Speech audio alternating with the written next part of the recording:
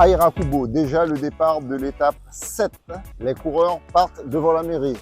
Ils arrivent à Kourou pour une distance de 135 km. Ils auront surtout un circuit difficile de 40 km à parcourir dans la ville de Kourou. Le nouveau leader de ce tour, John Brighton du Guyana, n'aura pas d'autre choix que de marquer à la culotte Emiliano Villa et surtout Edwin Nibul. Les 4e, 5e, 6e, 7e du général jusqu'à la 8e place. Je pense aux coureurs de Lageno, je pense aux coureurs de la SPTT Nancy, je pense aux coureurs des Pays-Bas, je pense aux coureurs britanniques. Ces coureurs, c'est sûr, ils vont mettre le feu cet après-midi, ils risquent de couper des têtes.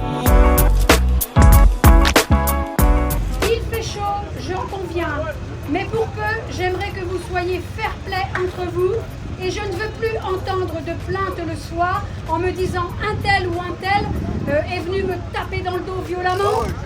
Voilà, soyez fair-play entre vous. Merci messieurs, on est là pour une course de vélo.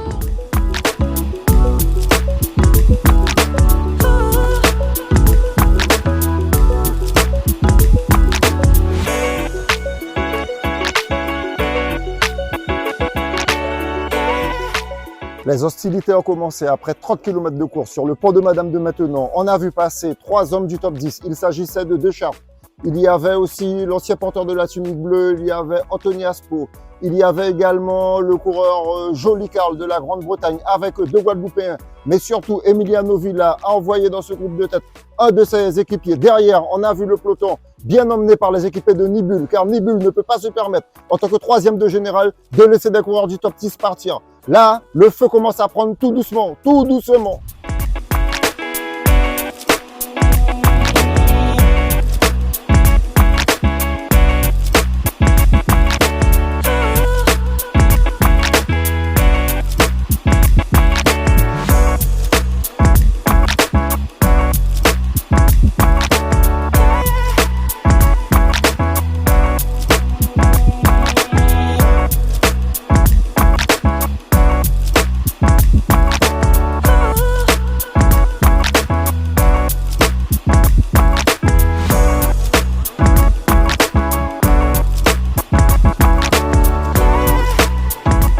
Kilomètre 70, un vent de révolte souffle sur le Tour de Guyane, puisqu'ils sont 15 dans les caisses. C'est un groupe essentiellement composé de coureurs locaux, de coureurs guyanais. Il y a dans ce groupe Mario Jandia, il y a Patrice Ringuet, il y a le coureur Benjamin Bousquet, il y a Myron Stanis, on retrouve Terry Sansemoy, on retrouve les meilleurs coureurs locaux. Ces coureurs ont eu un ticket de sortie, une autorisation de sortie de son Altesse, le coureur Brighton, qui pour l'instant court à la perfection, puisqu'il neutralise le 2e, le 3e, le 4e, le 5e, le 6e, le 7e, le 8e du général. Ah oui, c'est très physique, ça nous fait notre sport de la semaine.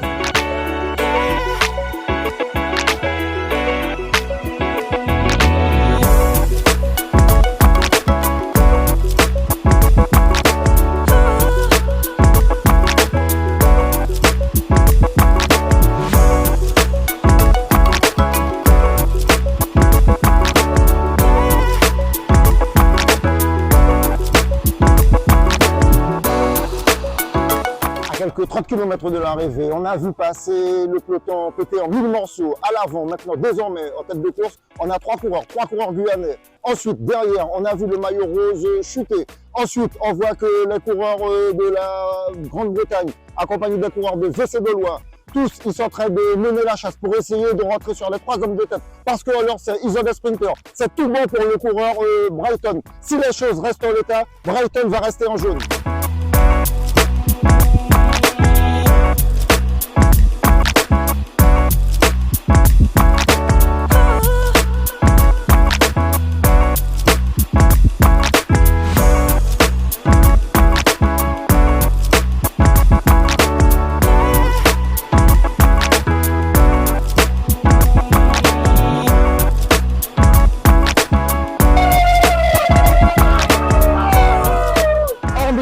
Belle victoire d'Adrien Boyer d'Iboyo.